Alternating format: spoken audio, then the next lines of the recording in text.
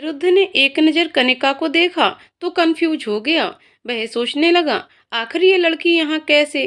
कनिका ने अनिरुद्ध को बॉस की कुर्सी पर बैठे देख वही सम्मान दिया जैसे वो उसके बॉस को देती है और जबरदस्ती मुस्कुराते हुए कहा, good morning sir. Aniruddh, very good morning. कहिए क्या काम है।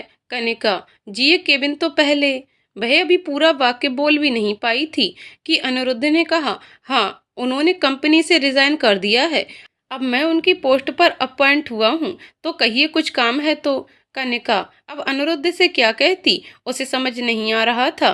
वह बस चेहरे पर बनावटी स्माइल दिखाते हुए थैंक यू कहकर वहां से चली गई। केबिन के बाहर आते ही उसने तनु को पकड़ा और बोला, तेरी बात सच हो गई, अब हम क्या करें। तनु, करना क्या है, एक बॉस ही सहारा थे, वह भी जॉब छोड़कर चले गए, कल नहीं जा सकते थे क्या। कन्नू, एक काम करते हैं, अपने डॉक्यूमेंट वेरिफिकेशन के लिए दे देते हैं, अगर बुलाएंगे तो फिर से इंटरव्यू दे देंगे, क्या जाएगा। तनु, सही कहती है, चल फिर यही करते हैं। इसी तरह बातें करते हुए वह वहां से चली गई। केबिन में बैठा अनिरुद्ध सोचे जा रहा था, उसे समझ नहीं आ रहा था बार बार ये लड़की उससे क्यों टकराती है, क्या यही उसकी डेस्टिनी है। अनिरुद्ध के जहन में अब कनिका का चेहरा जैसे बस चुका था। वह जैसे ही आंखें बंद करता सामने कनिका का चेहरा आ जाता। अभी वह आंखें बंद करके कुर्सी पर बैठा ही था कि सामने से माया आई और कहने लगी, अनिरुद्ध चलो कुछ प्लेसमेंट असाइन करते हैं। अनिरुद्ध, जो बैठे बैठे कनिका को सोच रहा था, वह अपना माइंड डाइवर्ट करने के लिए कुर्सी से उठा और माया के साथ चलते बना। कुछ देर बाद वह एक रूम में गए जहां 4 कुर्सियां लगी हुई थीं। बीच वाली दोनों कुर्सी पर माया और अनिरुद्ध बैठ गए और उनके आसपास कंपनी के 2 अन्य सहयोगी बैठ गए। अब माया ने कहा, तो अनिरुद्ध, फर्स्ट इंटरव्यू किसका। अनिरुद्ध के सामने रखी लिस्ट में से नाम पढ़ा और कहने लगा, किसी का भी इंटरव्यू ले लो माया। माया, अच्छा तो फिर इस लड़की को बुलाते हैं, क्या नाम है। कनिका राठी। नाम सुनकर अनिरुद्ध थोड़ा उत्साहित होकर बोला, हाँ ठीक है बुला लो। इतना कहकर माया ने बगल में बैठे उस लड़के को नाम बताया। उसने जाकर ऑफिस के बाहर नाम अनाउंस किया। कनिका अपना नाम सुनकर चौंक गई। उसके पास बैठी तनु ने उसको बेस्ट ऑफ लक कहा। कनिका अपने सारे डॉक्यूमेंट्स लेकर ऑफिस में दाखिल हुई। आखिर एक बार फिर अनिरुद्ध ने कनिका को देखा। दोनों की आंखें टकराईं और कनिका ने शर्माकर पलकें झुका लीं। जल्द ही वह अनिरुद्ध के सामने वाली चेयर पर बैठी थी। माया ने सवाल दागा और कनिका से उसकी क्वालिफिकेशन और एक्सपीरियंस के बारे में पूछने लगी। कनिका ने उन सवालों के जवाब बखूबी देते हुए वहां बैठे हर एक शख्स को इम्प्रेस कर दिया। माया के अगला सवाल करने से पहले अनिरुद्ध ने उसे टोकते हुए कहा, माया तुम कभी मिलन कैफे गई हो। मिलन कैफे का नाम सुनकर कनिका ने अपनी आंखें चुराते हुए जोरों से मींच लीं, जैसे वो मन में कह रही हो, अब बुरे फंसे। माया ने अनिरुद्ध के सवाल का जवाब दिया और कहा, नहीं अनिरुद्ध। अनिरुद्ध, वहाँ का कॉर्न सूप और चीज सैंडविच बहुत ही टेस्टी होते हैं, आई लव्ड इट। इतनी तारीफ सुनकर माया से रहा नहीं गया। उसने कहा, अच्छा अगर इतना टेस्टी है तो हम दोनों साथ में चलते हैं, चलो क्या कहते हो। अनिरुद्ध, बिल्कुल, तो बताओ कल चलते हैं। कनिका उन दोनों की बातें सुन रही थी। माया को ये थोड़ा अजीब लगा। अब उसने कनिका का इंटरव्यू समाप्त किया और उसे जाने के लिए कह दिया। कनिका वहां से उठकर चल दी। फिर ऐसे ही एक एक करके सभी लोगों के इंटरव्यू हो चुके थे। लगभग शाम के 5 बजे एक लिस्ट वेटिंग हॉल में लगी जिसमें कनिका को असाइन कर दिया गया था, लेकिन तनु, उसे तो जॉब ही नहीं मिल पाई थी। कनिका का इसमें कोई दोष न था, फिर भी वह पछतावा करते हुए नहीं थक रही थी। उसे निराशाजनक स्थिति में देखकर तनु ने उसे बहुत बहलाया, लेकिन वह तो जैसे अपनी बेटी का साथ छोड़ने को रेडी ही नहीं थी। तनु, कोई बात नहीं यार, ये सब चलता है, तू मेरी वजह से जॉब क्यों छोड़ रही है। कन्नू, यार मैं तेरे बिना कुछ नहीं, अगर तू जॉब नहीं करेगी तो मैं भी छोड़ दूंगी। कनिका ने अपना फैसला सुनाते हुए कहा। तनु उसके फैसले से खुश नहीं थी। कुछ सोचकर तनु ने कहा, फिर कंपनी के पैसों का क्या। कन्नू, उसका कुछ तो करेंगे, पर अभी तू बस घर चल, मुझे यहाँ बहुत बुरा लग रहा है। तनु, ठीक है, पर अपना दिमाग ठीक कर यार, कोई बात नहीं, होता है ये सब, जिंदगी है। तनु ने बहुत समझाया, पर कन्नू ने एक बात न सुनी। उसके पास अब कोई चारा नहीं बचा था, सो तनु उसे घर ले आई। दोनों सहेलियां घर आकर बैठे बैठे अपनी नई नौकरी की तलाश में आगे के प्लान्स बना रही थीं। तभी कन्नू के पापा का कॉल आया। पापा। कन्नू बेटा कैसी है तू? कन्नू, अच्छी हूँ पापा, अभी ऑफिस से आई हूँ। आप बताओ दीप कैसा है और कब घर आने वाला है? पापा, डॉक्टर ने उसे जनरल वार्ड में शिफ्ट कर दिया है। कुछ खास जांच करने के बाद उसे परसों डिस्चार्ज कर देंगे। वो तेरे बारे में पूछ रहा था। कन्नू, हाँ पापा, उससे बोलो मैं आ रही हूँ और आप सभी से कुछ जरूरी बातें भी करना है। कन्नू ने अपने पापा से बात करके फोन रखा। शाम हो चुकी थी। कनिका को अपने भाई से मिलने की बहुत उत्सुकता थी। इस बात को तनु अच्छी तरह से समझ सकती थी। अब तनु ने कहा, चल फिर पहले हम दोनों हॉस्पिटल होकर आ जाते हैं। कन्नू, हाँ मैं भी यही सोच रही थी। वहां जाकर पापा मम्मी से जॉब को लेकर कुछ बात भी कर लूंगी। तनु, मैं सोच रही थी कि अभी दीप के घर आ जाने के बाद तू अंकल आंटी से बात कर, वरना वो और फिक्र करेंगे। कन्नू, तू ठीक कह रही है, पर ये सब छुपाना सही नहीं होगा।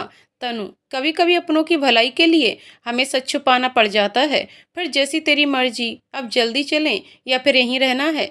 मुस्कुराते हुए कनिका ने अपना बैग उठाया और दोनों सहेलियां स्कूटी पर बैठकर हॉस्पिटल की ओर चल दीं। अभी वह हॉस्पिटल के गेट पर पहुंची ही थीं कि डॉक्टर देवेंद्र का फोन कनिका के पास आया, जिसको सुनकर कनिका ने कहा, हाँ डॉक्टर साहब, मैं हॉस्पिटल पहुंच गई हूँ। दीप से मिलने के बाद आपके पास आती हूँ। इतना कहकर कनिका ने फोन रख दिया। तनु ने पूछा, क्या हुआ, क्यों फोन किया उन्होंने? कन्नू, पता नहीं, बस कह रहे थे कि कुछ जरूरी बातें करना है। तनु और कन्नू तब तक हॉस्पिटल में दाखिल हो चुके थे। वह सीधे दीप से मिलने जनरल वार्ड की ओर मुड़ी। दीप को होश आ चुका था, लेकिन अभी भी वह पलंग से उठने में सक्षम नहीं था। डॉक्टर ने उसे ज्यादा बातें करने से मना किया था, जिसकी वजह से वह बस इशारों में बातें कर रहा था। दीप ने अपनी बहन को देखा तो खुशी से मुस्कुराया। उसकी मुस्कुराहट देखकर कनिका की आंखों में आंसू थे। वह बोली, अब बस कुछ दिनों की बात है, फिर कभी तुझे प्रॉब्लम नहीं होगी, तेरी दीदी का प्रॉमिस है। कन्नू की बातें सुनकर दीप फिर मुस्कुराया। पास ही खड़ी मम्मी ने कहा, एक बड़ी बहन का फर्ज बहुत खूब निभाया है तूने। ना जाने कैसे सब मैनेज कर लिया और हमें पता भी नहीं चला। माहौल को थोड़ा हल्का बनाने के लिए तनु ने तुनक कर कहा, आंटी, आपकी बेटी के पास जादू की छड़ी है, घुमाते ही काम हो जाता है। मम्मी के पास खड़े पापा ने कहा, हाँ, और वो जादू की छड़ी तू है। क्यों तनु? सब हंस पड़े। पलंग पर लेटा हुआ दीप भी मुस्कुरा रहा था। अब पापा ने कहा, क्या बात थी जो तुझे हमसे करनी थी? कन्नू ने कुछ सोचा और फिर तनु की ओर देखकर कहा, कुछ नहीं पापा, वो मैं हॉस्पिटल आ रही थी ना, तो मुझे डॉक्टर देवेंद्र का फोन आया। उन्होंने मिलने के लिए बुलाया है। एक काम करती हूँ, आप सब बातें करो, मैं डॉक्टर देवेंद्र से मिलकर आती हूँ। पापा समझ गए कि कनिका कुछ तो झूठ बोल रही है। वह उनको बातों में बहला रही है, लेकिन उन्होंने सबके सामने कुछ नहीं कहा।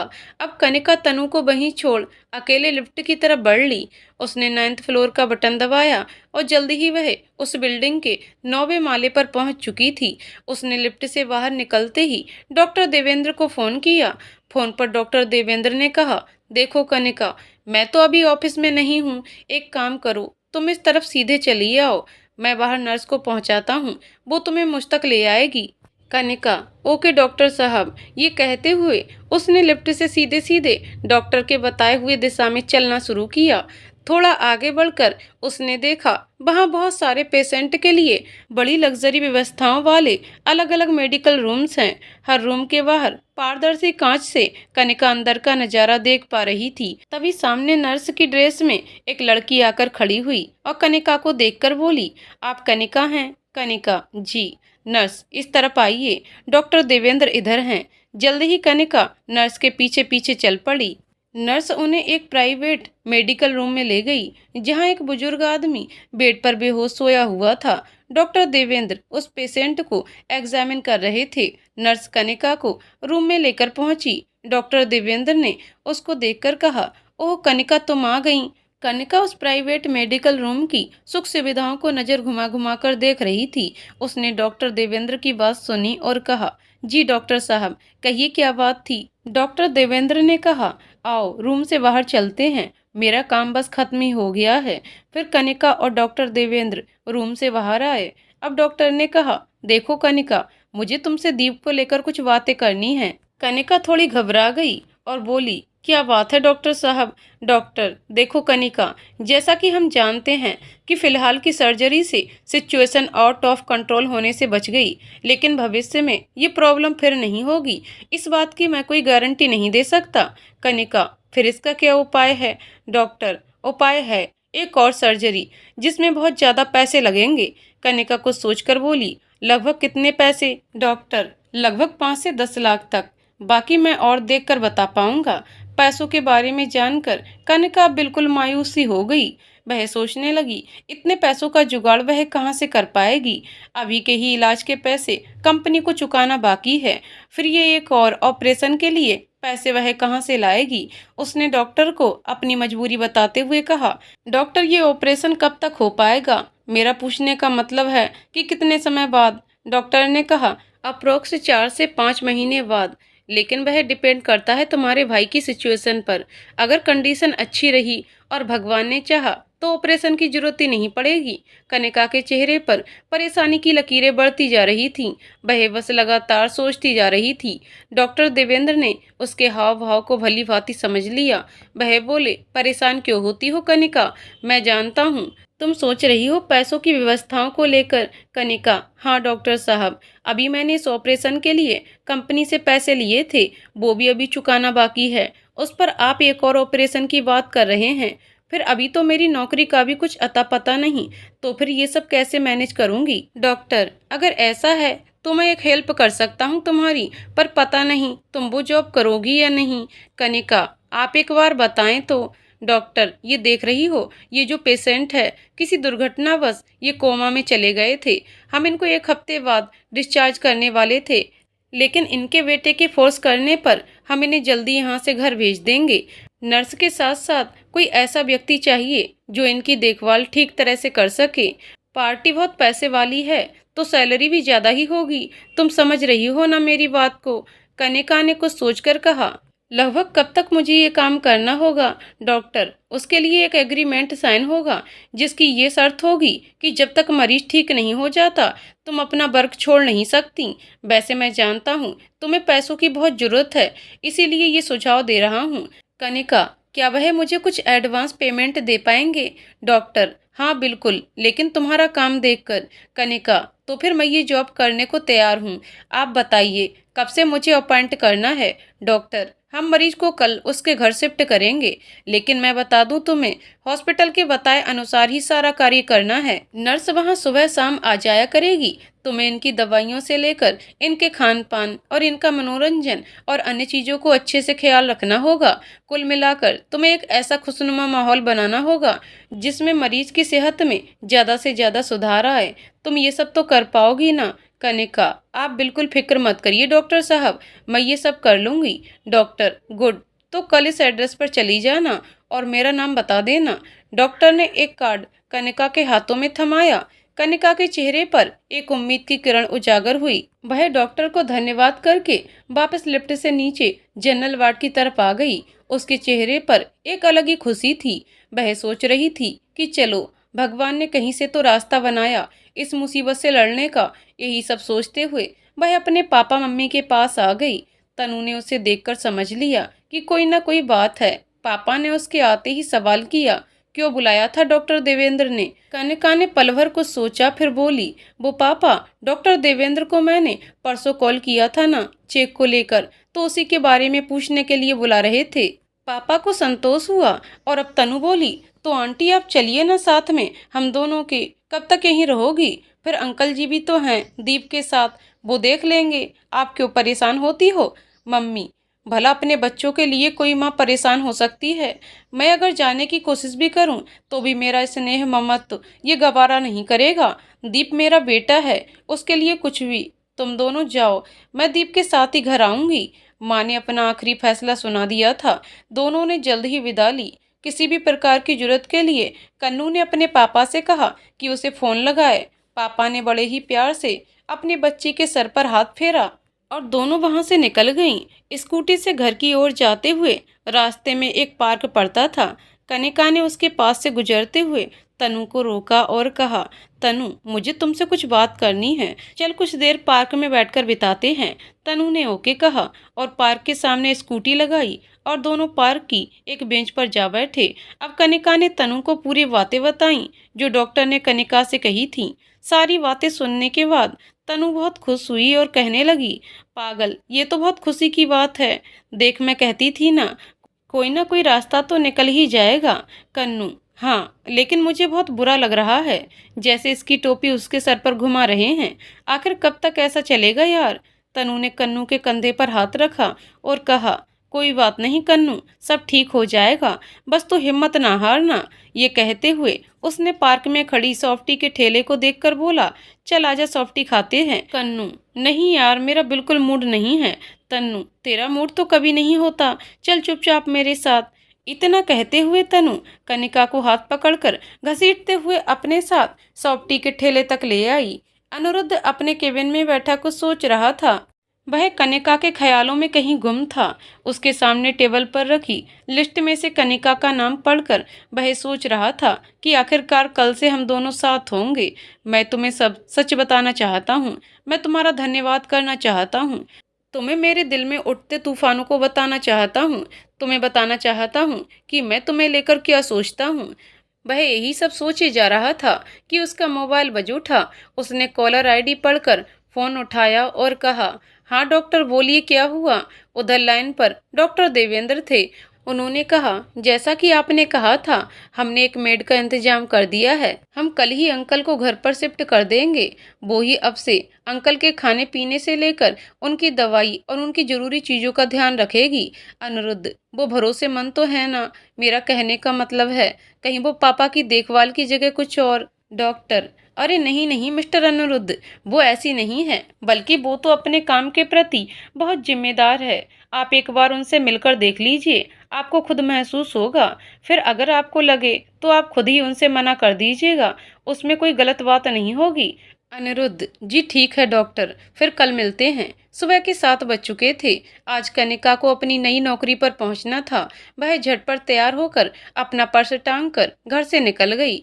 उसने घड़ी में देखा तो लगभग 9 बजा रही थी। उसे डॉक्टर देवेंद्र के दिए हुए पते पर पहुंचने में कम से कम 1 घंटा लगने वाला था, क्योंकि आज तनु की स्कूटी नहीं थी। जाते जाते वह अपने पड़ोसी मिलन और तनु से मिलते हुए गई। चूंकि तनु पहले से ही सारी बातें जानती थी, लेकिन मिलन ने तनु पर सवाल उठाया, क्यों, वो अकेले ही ऑफिस जा रही है, तुझे नहीं जाना क्या। तनु ने बेफिक्र होकर जवाब दिया, मेरा सिलेक्शन नहीं हुआ। मिलन सुनकर चौंक गया और बोला, तो फिर कनिका अकेली ही जॉब करेगी। तनु, हाँ, तो इसमें क्या प्रॉब्लम है। मिलन ने अपने जज्बातों पर काबू करते हुए कहा, नहीं, परेशानी कोई भी नहीं है, बस मैं तो ऐसे ही पूछ रहा था। तो तू कहीं दूसरी जगह जॉब देखेगी या ऐसे ही जॉबलेस रहने का इरादा है। मिलन ने टोंट मारते हुए कहा, तनु, क्या भाई, माँ देखो ना, अभी 1 दिन भी नहीं हुआ मेरी जॉब छूटे और भाई मुझे ताना मारने लगा। माँ, अब बस करो तुम दोनों, चलो नाश्ता कर लो। दोनों ने माँ की बातों को माना और वहां से चल दिए। सुबह के लगभग 9 बज चुके थे। अनिरुद्ध सुबह सुबह हॉस्पिटल जाकर पापा को ले आया था। उसने रात में ही सोमा काका से कहकर पापा के लिए बेडरूम व्यवस्थित करवा लिया था। अभी फिलहाल के लिए पापा के साथ डॉक्टर देवेंद्र ने एक जेंट्स कंपाउंडर को भेजा था, लेकिन जल्दी ही वह भी वापस जाने वाला था। अनिरुद्ध के पापा को होश तो आ गया था, लेकिन उनकी याददाश्त पर उस बीमारी का ज्यादा गहरा असर हुआ था। उन्होंने जैसे अपनी भावनाएं खो दी थीं। अनिरुद्ध जब उन्हें पापा कहकर पुकारता था तो उनके मुख पर कोई संवेदना नहीं उभरती थी और न ही कोई भाव प्रकट होते थे। वह बस गैरों जैसा व्यवहार कर रहे थे। डॉक्टर ने उन्हें ज़्यादा स्ट्रेस देने से मना किया था। इस वजह से अनिरुद्ध भी अपने पापा को कुछ याद दिलाने में ज़्यादा फोर्स नहीं करता था। वह खुश था, कम से कम उसके पापा ठीक तो हो गए। अब केवल उन्हें आराम की जरूरत है, यही उसके लिए काफ़ी था। उसे यकीन था कि एक ना एक दिन सब कुछ ठीक हो जाएगा। अनिरुद्ध अपने पापा को सोमा काका और उस कंपाउंडर की मदद से घर के अंदर ले आया। फिर उन्हें बेडरूम में सुलाकर वह कुछ देर उनके पास ही बैठ गया। सोमा काका ने अनिरुद्ध से कहा, अनी बाबा, आपको ऑफिस जाने में लेट हो जाएगा। आप जाइए, मैं बड़े मालिक की देखभाल कर लूंगा। अनिरुद्ध ने घड़ी में समय देखा और बोला, हाँ काका, एक काम करता हूँ, मैं निकलता हूँ। एक नई मेड आने को होगी और उसके आने के बाद ये कंपाउंडर चला जाएगा। वो पापा की देखभाल कर लेगी। बस आप घर का ख्याल रखिएगा। सोमा काका, हाँ आप चिंता मत कीजिए। इतना कहकर अनिरुद्ध अपने पापा के बेड के पास से उठकर घर के बाहर चला गया। जल्दी ही वह कार से ऑफिस की तरफ निकल गया। उसकी कार के जाते ही बंगले के सामने कनिका खड़ी थी। बाहर खड़े चौकीदार से उसने पूछा, ये जायसवाल निवास है ना? चौकीदार, आपको किनसे मिलना है मैडम? कनिका, जी मेरी आज से यहाँ पर ज्वाइनिंग है। आपके मालिक की तबीयत खराब है ना, उनकी देखभाल के लिए। चौकीदार ने कुछ सोचकर कहा, अरे हाँ, अनी बाबा ने बताया था आपके बारे में। हाँ हाँ, आप अंदर आइए। चौकीदार ने दौड़कर बंगले का गेट खोला और कहने लगा, आप अंदर जाइए, आपको सोमा काका मिलेंगे, उनको बता दीजिएगा, वह आपको बड़े मालिक से मिलवा देंगे। वह अभी ही आए हैं हॉस्पिटल से। कनिका, जी धन्यवाद। चौकीदार ने मुस्कुराते हुए कहा, खुश रहो बिटिया। फिर कनिका वहां से चल दी। वह सोचने लगी, चलो भले ही आज लेट हुए तो क्या, शुरुआत तो अच्छी हुई। वह जल्द ही दरवाजे पर खड़ी थी। डोरबेल बजाई तो किसी ने गेट खोला। वह सोमा काका थे। अब कनिका ने कहा, जी मैं अंकल की देखभाल के लिए। सोमा काका ने हड़बड़ाते हुए कहा, हाँ हाँ आओ बिटिया, तुम्हारा ही इंतजार था। अनी बाबा ने बताया था कि तुम आओगी। कनिका मन ही मन बुदबुदाई, अनी बाबा। फिर बोली, शायद आप सोमा काका हैं ना? अपना नाम सुनकर सोमा काका ने हामी भरी और जल्द ही उसे बेडरूम की तरफ ले आए, जहां सोमेश अर्थात अनिरुद्ध के पापा सोए हुए थे। उनके पास ही वह कंपाउंडर भी था, जो कनिका के आते ही डॉक्टर देवेंद्र से बात करके वहां से जाने को तैयार था। जाते जाते उसने कनिका को सारी बातें समझा दी और साथ में उनकी इम्पोर्टेंट रिपोर्ट्स और दवाई देने का समय भी बता दिया। कनिका माहौल में घुलने मिलने की पूरी कोशिश कर रही थी। वह सोमा काका की तरफ मुड़ी और कहने लगी, काका घर तो बहुत सुंदर है अंकल का, आंटी कहाँ हैं? सोमा काका ने अफसोस जताकर कहा, वो इस दुनिया में नहीं रही बेटा। ये घर उनकी ही यादों की निशानी है, जिसको बड़े मालिक संभाले हुए हैं। कनिका को सोमेश अंकल का दर्द समझ आया। उसने गौर किया कि जैसे ही उसने उनकी पत्नी के बारे में पूछा, अंकल के हाथों में हरकत सी होने लगी, यानी कि वह सोए नहीं थे, बस आंखें बंद करके सोने का नाटक कर रहे थे। अब कनिका ने घड़ी की तरफ देखा और कहा, काका किचन कहाँ है? सोमा काका, बेटा उस तरफ, पर मुझे बताओ कुछ काम हो तो मैं कर दूंगा। कनिका, नहीं काका, अब ये मेरी जिम्मेदारी है, मैं ही आगे से सारी बातों का ख्याल रखूंगी। कनिका ने सोमा काका की बात बिल्कुल नहीं मानी। सोमा काका ने उसे किचन दिखा दिया और कहा, कुछ काम हो तो बुला लेना बिटिया, हमें अच्छा नहीं लग रहा आपसे काम करवाते हुए। कनिका ने मुस्कुराते हुए कहा, काका ये मेरी नौकरी का हिस्सा है और मैं अपना काम भला आपको कैसे दे सकती हूँ। कनिका मुस्कुराई और अंकल के लिए सूप बनाने के लिए किचन की तरफ चल दी। उसने जल्दी ही से सूप बनाया और अंकल को उठाया। पहली बार में सोमेश ने कनिका की बातों को अनसुना कर सोने का नाटक किया, लेकिन कनिका भी अपनी जिद की पक्की थी। वह सूप लेकर वहीं खड़ी रही। आखिरकार सोमेश ने अपनी आंखें खोली और सूप पी लिया। फिर कनिका ने उन्हें दवाई खिलाई और वापस आराम करने के लिए सुला दिया और उनके पास ही बैठकर एक मैगजीन उठाकर पढ़ने लगी। सोमेश अंकल बिना कुछ बात किए बस सोते रहे। शाम हो चुकी थी। अनिरुद्ध का पूरा दिन आज काम करते हुए ही व्यतीत हुआ, लेकिन जैसे ही शाम हुई, माया नाम की बला ने आकर उसके केबिन में डेरा डाल दिया और कहने लगी, चलो अनिरुद्ध, गेट अप, अपना प्रॉमिस निभाओ। अनिरुद्ध जो फाइलों में खोया हुआ था, उसने हंसकर पूछा, कैसा प्रॉमिस माया? माया ने चिढ़ते हुए कहा, अरे कल ही तो तुमने कहा था कि हम मिलन कैफे जाएंगे। अनिरुद्ध को अचानक कल की बात याद आ गई, जो उसने कनिका के इंटरव्यू के दौरान उसे चिढ़ाने के लिए बोली थी। वह सोचने लगा, ओ मतलब कि माया ने सीरियस ले लिया इस बात को, तो क्या किया जाए, अब तो जाना ही होगा। फिर बात बदलते हुए अनिरुद्ध ने पूछा, माया कल जिन लोगों का इंटरव्यू लिया था वह सब आज आए हैं ना? माया बोली, हाँ, कौन अपनी जॉब खोना चाहेगा, पर एक लड़की नहीं आई। अनिरुद्ध ने सवाल किया, कौन? माया ने बड़ी बेफिक्री से कहा, अरे वो कनिका नाम की लड़की थी, जिसका हमने सबसे पहले इंटरव्यू लिया था, वो नहीं आई। पर देखो तुम बात ना बदलो। अब अनिरुद्ध ने बिना समय गवाए कहा, अरे माया, तुम्हें मिलन कैफे नहीं चलना क्या? तो चलो, हमें चलना चाहिए, मुझे बड़े जोरों की भूख लग रही है। इतना कहकर अनिरुद्ध अपनी कुर्सी से उठकर जाने को रेडी था। माया को उसकी हरकत कुछ समझ नहीं आई। वह बड़े ही आश्चर्यजनक होकर अनिरुद्ध के पीछे पीछे हो ली। जल्द ही दोनों कार से मिलन कैफे पहुंच गए। वहां पहुंचकर अनिरुद्ध और माया एक टेबल पर बैठकर वेटर को ऑर्डर लिखवा रहे थे। माया बहुत खुश थी कि आज उसे अनिरुद्ध के साथ बाहर जाने का मौका मिला। दोनों ने ही कॉर्न सूप और चीज सैंडविच ऑर्डर की थी। वह अपने खाने का आनंद लेकर बातें कर रहे थे। माया बहुत प्यारी बातें करके अनिरुद्ध को अपनी तरफ आकर्षित कर रही थी। अनिरुद्ध का ध्यान उसकी बातों पर कम और इधर उधर कनिका को देखने में ज्यादा था। तभी उसने काउंटर के पास खड़े मिलन को हाथ देकर बुलाया। माया ने ये जानने की कोशिश की कि आखिर अनिरुद्ध किसे बुला रहा है। उसने पलटकर उस दिशा में देखा। पल भर को उसकी नजर मिलन से टकराई। मिलन की आंखों में एक संदेह उत्पन्न होता माया को साफ दिखाई दे रहा था। माया अब थोड़ा घबराई, शायद वह कुछ छुपा रही थी। उसने हड़बड़ाते हुए अपना खाना अधूरा छोड़ा और पर्स लेकर उठ खड़ी हो गई। अनिरुद्ध ने माया के अचानक ऐसे व्यवहार को देखकर पूछा, क्या हो गया माया?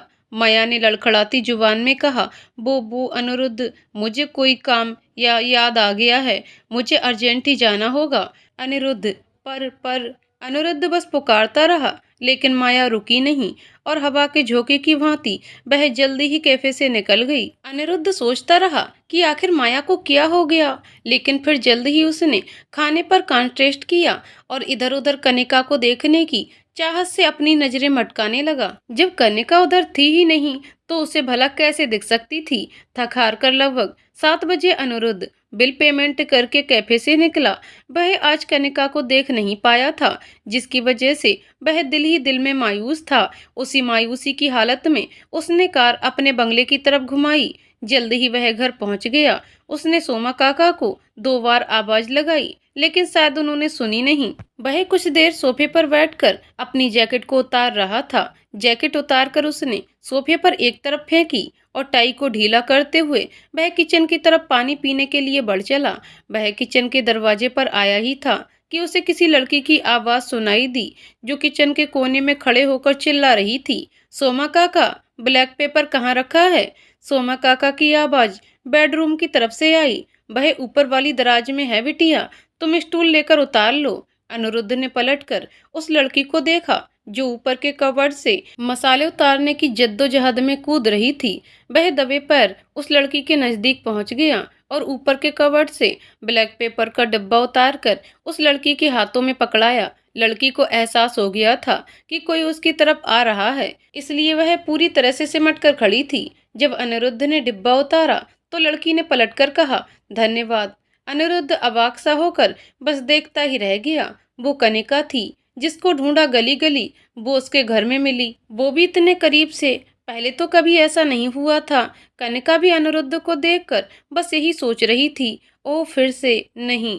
वो झील सी गहरी आंखों को अनिरुद्ध बड़े गौर से देख पा रहा था।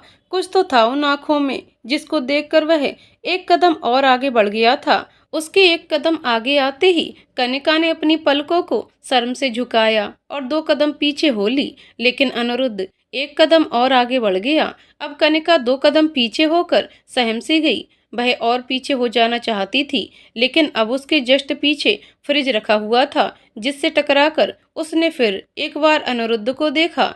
अनिरुद्ध एक कदम और उस एक अनजान शख्स को खुद के इतना करीब पाकर कनिका घबरा गई। उसके चेहरे पर हवाइयां उड़ती दिख रही थीं। उसके हाथों में ब्लैक पेपर का डिब्बा घबराहट और कंपन की वजह से जमीन पर गिर चुका था। अनिरुद्ध उसके पास आ ही जा रहा था। अब कनिका वहीं घुटनों को पेट में दबाकर बैठ गई और पूरे जी जान से चिल्लाई, सोमा काका बचाओ। सोमा काका ने कनिका की आवाज सुनी तो फुसफुसाए, बिटिया। फिर बेसिर पैर के ऐसे भागे जैसे कोई दुर्घटना घटने वाली हो। कनिका आंखें बंद कर सिमट के बैठे ऐसे कांप रही थी। अनिरुद्ध 2 पल उसके पास खड़ा रहा, फिर फ्रिज खोलकर पानी की बोतल निकाली और मुस्कुराते हुए वापस सोफे पर आकर बैठ गया। कनिका भी फ्रिज के एक तरफ आंखें बंद करके बैठी थी। उसके सुबकने की आवाज सुनाई दे रही थी। सोमा काका उसकी आवाज सुनकर भागे चले आए और पास आकर पूछा, क्या हुआ बिटिया, क्यों चिल्लाई? सोमा काका की आवाज सुनकर कनिका ने अपनी आंखें खोलीं और सामने देखा तो अनिरुद्ध वहां नहीं खड़ा था।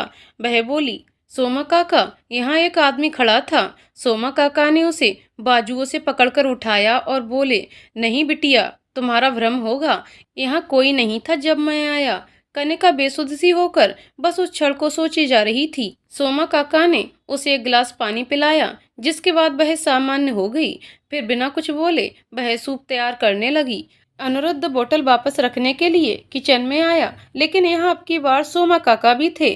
बोतल को हाथों से नचाते हुए वह कहने लगा, सोमा काका, आज डिनर में क्या बनेगा? सोमा काका ने प्यार से कहा, बड़े दिन बाद आपने फरमाइश की है अनी बाबा, आप बताओ आपको क्या खाना है? कनिका जो चुपचाप सूप बना रही थी, नाम सुनते ही उसने नजर उठाकर अनिरुद्ध को देखा। फिर न जाने क्या सोचकर फिर से सूप बनाने लगी। अनिरुद्ध ने भी कनिका को देखा। वह समझ गया कि शायद वह कुछ ज्यादा ही डर गई है।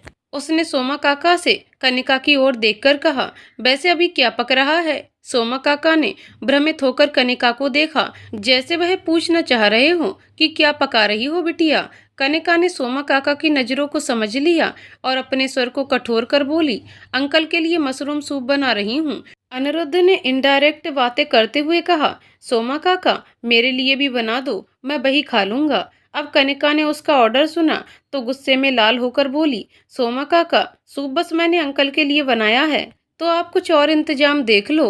अनिरुद्ध ने अकड़कर कहा, ऐसा नहीं, मुझे भी सूप चाहिए बस, वरना मैं आज खाना नहीं खाऊंगा। सोमा काका उन दोनों के बस चेहरे देखे जा रहे थे और अपना सर खुजाते हुए ये सोच रहे थे कि आखिर ये मेरा नाम लेकर एक दूसरे का कटाक्ष क्यों कर रहे हैं। लेकिन जैसे ही उन्होंने अनिरुद्ध की बात सुनी, वह कनिका को देखकर बोले, अरे अरे बिटिया, नाराज क्यों होती हो? वैसे मुझे भी चखना है तुम्हारे हाथों का सूप, तो थोड़ा ज्यादा बना दो ना, अपने सोमा काका के लिए।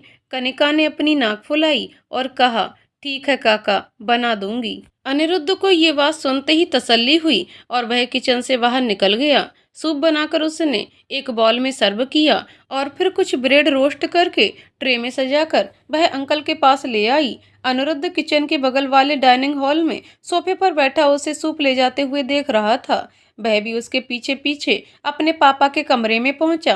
कनिका ने आवाज लगाई, चलिए अंकल, उठिए, शाम की दवाई का समय हो गया है। लेकिन अंकल नहीं उठे। कनिका ने ट्रे को पास वाली टेबल पर रखा और अंकल के पास जाकर उन्हें देखने लगी। उसने पाया कि अंकल सो नहीं रहे, क्योंकि उनकी पलकें लगातार फड़क रही थीं। उसने फिर कहा, ओ अंकल, मैं जानती हूँ आप सोए नहीं हो। अगर टाइम से दवाई नहीं खाओगे तो मैं पूरी रात यहीं बैठी रहूंगी सूप लेकर, और फिर घर भी नहीं जाऊंगी। इतना सुनकर सोमेश उठ बैठे। उनके दिल में क्या चल रहा था किसी को कुछ नहीं पता था। कनिका ने उन्हें सूप पिलाया और कुछ आधी ब्रेड खिलाई, फिर दवाई देकर उन्हें वापस आराम करने के लिए लिटा दिया। ये सब करके वह सामान वापस किचन में रखने को मुड़ी तो दरवाजे पर अनिरुद्ध खड़ा उसे देख रहा था। वह उसके बगल से निकलकर किचन में गई। उसने घड़ी की तरफ देखा जो लगभग 8:30 बजा रही थी। उसने सोमा काका को आवाज दी, सोमा काका, आप कहाँ हो? सोमा काका ने कहा, बिटिया, मैं तो इधर स्टोर रूम में हूँ। अब कनिका सोमा काका की आवाज का पीछा करते हुए स्टोर रूम तक पहुंच गई, जहां ढेर सारा पुराना सामान रखा हुआ था। वह सोमा काका को देखकर कहने लगी, सोमा काका, 8:30 बज गए हैं, मैं घर जाती हूँ, समय ज्यादा हो गया तो बस नहीं मिलेगी। सोमा काका, ठीक है बिटिया, अपना ख्याल रखना। ये कहते हुए वह स्टोर रूम के बाहर आने के लिए मुड़ी। तभी उसे कोने में एक पुराना ग्रामोफोन दिखाई दिया। उसके पास ही बॉक्स में बहुत सारी डिस्क भी थीं, जिसे देखकर वह बोली, सोमा काका, ये किसका है? बहुत सुंदर है। काका, बिटिया, ये हमारी मालकिन का था, वह चली गई तो मालिक ने इसे स्टोर रूम में रखवा दिया। कनिका, मैं इसे ले जा सकती हूँ क्या? इस पर गाने सुनूंगी। काका, हाँ, क्यों नहीं, बस देखना होगा कि ये चलता है या नहीं। इतना कहकर कनिका उस ग्रामोफोन को उठाकर स्टोर रूम से बाहर ले आई। साथ ही काका डिस्क का डिब्बा भी उठा लाए। थोड़ा साफ करने के बाद उसने ग्रामोफोन को चालू कर उसे चेक किया। फिर काका से बोली, काका, अभी तो मैं जाती हूँ, बाद में इसको देखूंगी। ये कहते हुए उसने सोफे पर रखा अपना पर्स उठाया, जहाँ अनिरुद्ध बैठा था। अनिरुद्ध ने उसे जाते हुए देखकर कहा, रुको, मैं छोड़ देता हूँ। कनिका ने मन ही मन सोचा, इसने मुझे बड़ी बुरी तरह से डराया था। तो बदला लेना तो बनता है। ये सोचकर वह रुकी और फॉर्मल होकर बोली, कोई बात नहीं, मैं चली जाऊंगी। लेकिन तब तक अनिरुद्ध ने गाड़ी की चाबी उठाई और घर से बाहर जाकर गाड़ी में बैठ गया। फिर गाड़ी घुमाकर दरवाजे पर खड़ी कनिका का इंतजार करने लगा। कनिका जल्दी ही आकर गाड़ी में बैठ गई। अनिरुद्ध ने गाड़ी घुमाई और कनिका ने उसे रास्ता बताना शुरू किया। दोनों सफर का आनंद ले रहे थे। अनिरुद्ध को ये सफर बहुत अच्छा लग रहा था। उसने पल भर कनिका की तरफ देखकर कहा, सॉरी। कनिका, किस लिए? अनिरुद्ध, मुझे तुम्हें ऐसे डराना नहीं चाहिए था। कनिका ने थोड़ा सोचकर कहा, सॉरी। अनिरुद्ध ने आश्चर्य से कनिका को देखा और कहा, किस लिए? कनिका, वो कैफे में बुरे बर्ताव के लिए। मैंने तनु को मना किया था, लेकिन वो फिर भी नहीं मानी। अनिरुद्ध उस दिन को याद करके मुस्कुराने लगा। कनिका ने उसे देखकर कहा, आप हंस क्यों रहे हैं? अनिरुद्ध ने कहा, मैं हंस रहा हूँ क्योंकि उस दिन बाद में तुम चाउमीन के ठेले पर मेरा बिल भी पे करके आ गई। लेकिन मैं एक बात अभी तक नहीं समझ पाया, आखिर तुम हो कौन और हर जगह मुझे क्यों मिल जाती हो? कभी तुम कैफे में वेटर बनकर मुझे देखती हो, तो कभी कंपनी में इंटरव्यू देने पहुंच जाती हो, कभी मेरे पापा की देखभाल करने पहुंच जाती हो। आखिर तुम करती क्या हो? कनिका इस बात पर हंस पड़ी। वह बोली, मुझे आपकी बातें सुनकर एक डायलॉग याद आ गया। अनिरुद्ध ने आंखें फाड़कर पूछा, क्या डायलॉग? कनिका ने कहा, हाँ वो सलमान खान वाला कि मेरे बारे में इतना मत सोचो, मैं दिल में आती हूँ पर समझ में नहीं। अनिरुद्ध उसकी बात सुनकर ठहाका मारकर हंस पड़ा। उसके साथ कनिका भी हंसने लगी। फिर अनिरुद्ध को देखकर बोली, आप अच्छे इंसान मालूम होते हो। अनिरुद्ध ने कहा, सेम टू यू, और मेरे पापा का ख्याल रखने के लिए धन्यवाद। ये रही तुम्हारी एडवांस राशि का चेक, जिसके बारे में तुमने डॉक्टर देवेंद्र से बात की थी, और कल हम वो एग्रीमेंट भी तैयार कर लेंगे। कनिका ने अनिरुद्ध के हाथ से चेक को थामा और बिना देखे ही पर्स में रख लिया और बोली, जी धन्यवाद, इन पैसों की मुझे बहुत जरूरत है। अनिरुद्ध ने कहा, भला ऐसा कौन है जिसको पैसे की जरूरत नहीं? कनिका इस बात का कोई जवाब नहीं दे पाई, बस मुस्कुराकर अनिरुद्ध को देखती रही। दोनों बिल्कुल चुप थे, जैसे लफ्ज कहीं खो गए थे। फिर जल्दी ही अनिरुद्ध ने कनिका को उसके घर छोड़ा और वापस कार अपने बंगले की तरफ दौड़ा दी। कनिका ने अभी मुड़कर दरवाजा खोला ही था कि पीछे से लपक कर तनु उसके कंधों पर झूम गई और बोली, मेरी गुलाबो बड़ी कार से घूम रही है। कनिका ने मुस्कुराते हुए कहा, हाँ क्या करें, मेरी बसंती ने अपना तांगा चलाना छोड़ दिया है ना। यहाँ कनिका ने तनु को बसंती कह डाला और उसकी स्कूटी को तांगा। अपनी बेइज्जती सुनकर तनु ने कहा, हाँ भाई, अब हमारी स्कूटी तुझे तांगा ही लगेगी। कनिका ने प्यार से कहा, अरे नाराज क्यों होती हो, वो स्कूटी तो मुझे कार से ज्यादा प्यारी है, तुझे यकीन नहीं है क्या? अब तनु मुस्कुराई और बोली, अरे गुलाबो, मैं तो मजाक कर रही थी। तू ये सब छोड़, ये बता आज का दिन कैसा था? कनिका ने कहा, नॉर्मल ही था, लेकिन तुझे एक बात बतानी थी। तनु, हाँ तो बताना, मैं इस वजह से ही तेरे पास आई हूँ। अब कनिका ने तनु को वह सारी बातें बताईं जो आज उसके साथ घटित हुई थीं। फिर उसने तनु को वह भी बताया कि अनिरुद्ध ही वह इंसान है जिसके पापा की देखभाल करने गई और जिसे उन्होंने कैफे में परेशान किया था। ये सारी बातें सुनकर तनु ने कहा, कन्नू मुझे तेरी फिक्र हो रही है, तू कैसे सब मैनेज करेगी यार? कनिका, करना होगा यार, उसने मुझे चेक भी दे दिया एडवांस अमाउंट का, ये देख। इतना कहते हुए कनिका ने अपने पर्स में से चेक निकालकर तनु के हाथों में थमा दिया। तनु ने उसे किसी सीआईडी एजेंट की भांति घुमा फिरा कर देखा और फिर गौर से पढ़ने लगी। जब उसने चेक पर डला हुआ नाम पढ़ा तो पास खड़ी कन्नू को देखते हुए बोली, कन्नू ये तो वही है जिसने दीप के इलाज के लिए तेरे मम्मी पापा को चेक दिया था। कनिका को पल भर उसकी बातों पर यकीन नहीं आया। उसने कहा, क्या बकबक कर रही है तनु? अरे सच में ये देख। फिर उसने कनिका के सामने उसे नाम पढ़वाया और बोली, ये तो वही अनिरुद्ध है जिसका चेक लौटाने हम उसके ऑफिस गए थे। दोनों ही अचंभित थीं। किस्मत के खेल भी अजीब हैं। वह समझने की कोशिश कर रही थी। दोनों ही चुप रहकर एक दूसरे का मुंह ताक रही थीं। फिर तनु ने कुछ सोचकर बोला, कन्नू, वो लड़का पहले से ही तेरी तरफ आकर्षित है, तू थोड़ा संभल कर रहना। केवल 4 महीने का एग्रीमेंट करवाना, उसके बाद तू अपने रास्ते वो अपने रास्ते, और हो सका तो मैं ही तुझे लेने आ जाया करूंगी। तू बस मुझे फोन लगा दिया करना। कनिका, ठीक है, अब मैं कुछ पका लूं, 10 बजने वाले हैं। तनु, वैसे मम्मी ने गोभी की सब्जी और पराठे बनाए हैं, बोले तो ले आऊं। कनिका, नहीं मैडम, आज हम खुद कुछ बनाकर खाएंगे, आप बस हमारा साथ दीजिएगा। तनु, तब मेरे लिए भी बना देना।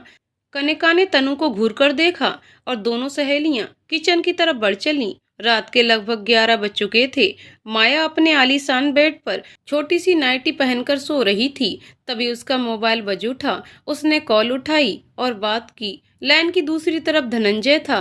धनंजय ने माया से कहा, आपने जो मुझे पता लगाने को बोला था वैसा मैंने किया है। कंपनी के 40% शेयर अनिरुद्ध के पास हैं। उसके बाद 20% शेयर आपके पास और 20% सोमेश सर के पास हैं। अन्य 20% शेयर अपनी कंपनी के बोर्ड मेंबर्स के पास हैं। माया ये बात सुनकर बड़ी ही कुटिल हंसी से मुस्कुराई और बोली, अब तो यही रास्ता बाकी बचा है। चलो पहले 20% शेयर को हथियाते हैं, उसके बाद सोमेश अंकल के शेयर को खरीदने का प्लान बनाएंगे। फिर मैं अनिरुद्ध के सामने पार्टनरशिप का प्रस्ताव रखूंगी और फिर शादी का प्रस्ताव, और वो मना नहीं कर पाएगा। उसका प्लान धनंजय सुन रहा था। वह कुछ ना बोला, लेकिन माया ने अपनी बात खत्म कर उसे एक ऑर्डर दिया। एक काम करो धनंजय, तुम कल उन सभी बोर्ड मेंबर्स की लिस्ट मुझे देना जो कंपनी के शेयरधारी हैं। धनंजय, ठीक है माया मैम। माया, ओके बाय। इतना कहकर उसने मोबाइल एक तरफ रखा। उसके चेहरे पर हंसी उभरती जा रही थी। तभी मोबाइल में किसी का मैसेज आया। माया को लगा शायद धनंजय ने काम जल्दी कर दिया और उसे वो लिस्ट भेजी है।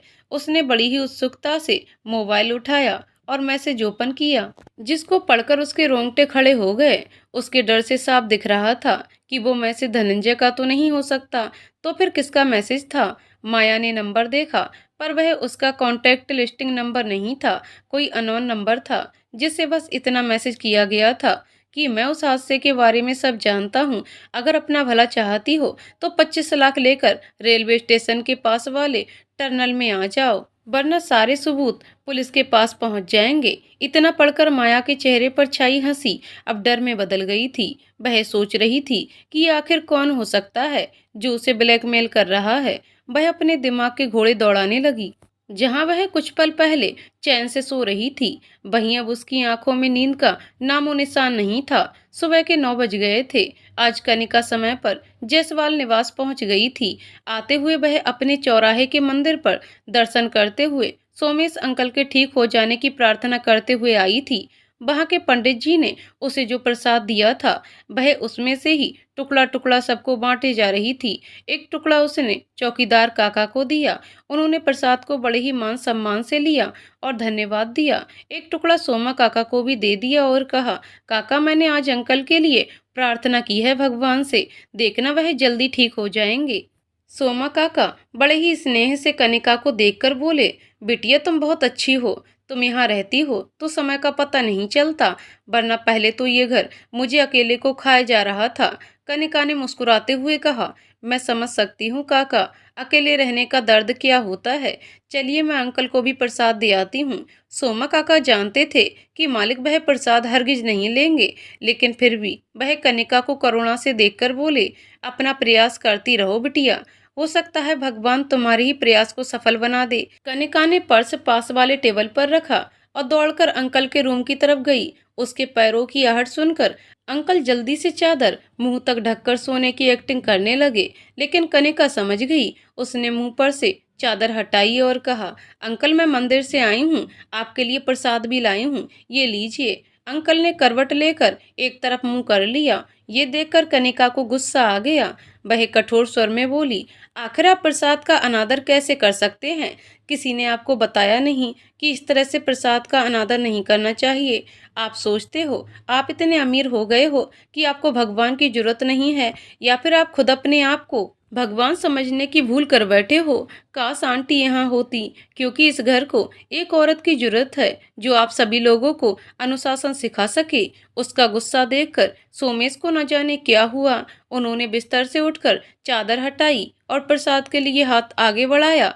कनिका ने गुस्से में प्रसाद उनके हाथों में रखा और वहां से चल दी। कमरे से बाहर आकर वह मन ही मन मुस्कुराई और सोचने लगी, धन्यवाद भगवान जी, आखिर मेरे थोड़े से गुस्से से अंकल को कुछ समझ में तो आया। फिर कुछ 30 मिनट बाद कनिका वापस अंकल के रूम में दाखिल हुई।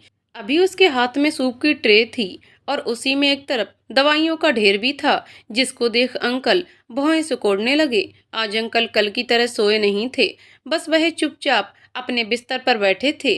कनिका ने पास आकर बोला, चलिए अंकल, दवाई का समय हो गया है। कनिका को पता था कि अंकल नाटक जरूर करेंगे, इसलिए उसने ट्रे को नीचे नहीं रखा, बस हाथ में लेकर उनके पास ही खड़ी रही। उसे लगा जैसे आज भी कल के जैसा हथकंडा अपनाना होगा, लेकिन तभी उसे एक स्वर सुनाई दिया, तुम्हें सूप के अलावा कुछ और पकाना नहीं आता क्या? कनिका के होठों पर मुस्कान थी। वो मन ही मन भगवान को धन्यवाद कर रही थी। लगभग 36 घंटे हो गए थे अंकल को घर पर आए, लेकिन उन्होंने किसी से कुछ बात नहीं की। आखिरकार कनिका ने उन्हें बोलने पर मजबूर कर ही दिया। उसने अंकल की तरफ चेहरा उठाया तो अंकल उसे देखकर फिर बोले, हॉस्पिटल में भी बीमारियों वाला खाना मिलता था और यहाँ भी कल से सूप ही पी रहा हूँ। क्या तुम कुछ चटपटा बना सकती हो? कनिका ने अपने चेहरे पर मुस्कान बिखेरते हुए कहा, अच्छा तो क्या खाना है आपको? अंकल ने जवाब दिया, चाहे जो भी खिला दो, पर ये सूप और नहीं पिया जाएगा। कनिका ने कहा, ठीक है, मैं अभी कुछ अच्छा सा बनाकर लाती हूँ। कनिका ट्रे लेकर वापस किचन में आ गई। किचन में खड़े सोमा काका ने उसे देखकर पूछा, क्या हुआ बिटिया, आज मालिक ने दवाई नहीं खाई? वो ऐसा ही करते हैं, न जाने क्यों, वो कभी सही होना ही नहीं चाहते। कनिका ने कहा, नहीं काका, ऐसा कुछ नहीं है, बस उन्हें थोड़ा चटपटा सा कुछ खाना है। काका ने आश्चर्य से कनिका की ओर देखकर बोला, क्या कहती हो बिटिया, उन्हें कुछ चटपटा सा खाना है? ये खुद उन्होंने बोला है तुमसे? कनिका ने किचन स्टैंड के पास खड़े होकर कहा, नहीं, भूत से कहा। क्या काका, आप भी मुझसे ही कहेंगे ना? सोमा काका को अपने कानों पर यकीन नहीं हो रहा था। वह समझ नहीं पा रहे थे, आखिर इतने सालों से उनकी सेवा करने वाला मैं, उस हादसे के बाद उन्होंने मुझसे भी बात नहीं की, पर आज कनिका से उन्होंने बात भी की, बल्कि अपनी इच्छाओं को भी बताया। सोमा काका जल्दी ही कनिका के पास आए और हाथ जोड़कर खड़े हो गए और बोले, बिटिया ये तो चमत्कार हो गया, तुमने आखिर बड़े मालिक को बातें करने पर मना ही लिया। मेरे इस उजड़े परिवार को संभाल लो बिटिया।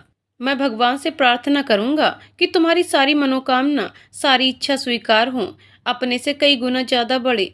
सोमा काका को खुद के सामने हाथ जोड़ते देख कनिका को अच्छा नहीं लगा। उसने काका से कहा, बस कीजिए काका, आप मुझे शर्मिंदा कर रहे हैं। मैं भी तो यही चाहती हूँ कि अंकल जल्दी से ठीक हो जाएं। फिर कुछ सोचकर उसने काका से पूछा, अच्छा काका, एक बात बताइए, अंकल को खाने में सबसे ज्यादा क्या अच्छा लगता है? अब सोमा काका बोले, मेरे मालिक बहुत ही सादा खाना खाते थे। उन्हें मालकिन के हाथों की बनी पालक की पुड़िया बहुत पसंद थी। मालकिन जब जिंदा थीं तो खुद ही मालिक के लिए खाना बनाती थीं। मालिक नौकरों के हाथों का खाना तनक भी पसंद नहीं करते थे, उन्हें बस मालकिन के हाथों का स्वाद भाता था। हर रविवार को मालकिन जब कुछ नया पकाती तो मालिक पूरे दिन उनके साथ किचन में ही भागा दौड़ी करते थे बिटिया। यही लॉन के गार्डन में पार्टी रखी जाती, सभी को बुलाया जाता। उन्हें मालकिन के हाथों के बेसन के चीले बहुत स्वाद लगते थे। जब भी मालकिन चीले बनाती, मालिक के हाथों को रोकना मुश्किल हो जाता था, वह बस खाते ही रहते थे।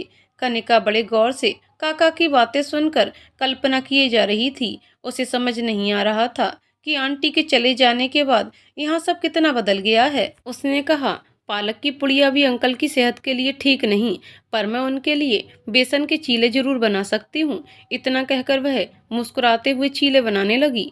सोमा काका उसे देखकर वहां से जाने को हुए, तभी कनिका ने उन्हें पीछे से आवाज दी, काका, वो ग्रामोफोन में डिस्क लगाकर गाना चला दो ना, इतना सुनसान घर मुझे खाने को दौड़ता है, इस बहाने कुछ संगीत हो जाएगा। काका ने हामी में सिर हिलाया और वहां से चल दिए। कनिका ने अपनी मम्मी को देखकर खाना बनाना सीखा था। उसके द्वारा बनाए गए चीले की खुशबू पूरे घर में फैल गई थी, जिसको सूंघकर हर किसी के पेट में चूहे दौड़ने लगे थे। जल्दी ही उसने चीले बनाकर ट्रे में सजाए, साथ में सलाद भी लगाया और कुछ फ्रूट्स भी काट लिए। ट्रे बहुत ही अच्छी तरह से डेकोरेट की गई थी। कनिका ने बड़े ही लगन से किचन समेटने में व्यस्त थी, तभी घर के बाहर आकर कार रुक गई। वह अनिरुद्ध की कार थी, जो सुबह सुबह ही एग्रीमेंट बनवाने के लिए घर से निकल गया था। उसने दरवाजे पर कदम रखते ही सोमा काका को आवाज दी। सोमा काका दौड़ लगाते हुए आए और बोले, जी अनी बाबा कहिए। अनिरुद्ध, ये एग्रीमेंट है, इधर रखा है। और क्या पका रहे हैं? मुझे तो खुशबू सूंघ कर ही भूख लगाई। काका, बेटा हम कुछ नहीं पका रहे, वह तो बिटिया नाश्ता बना रही है मालिक के लिए। अनिरुद्ध से रहा नहीं गया।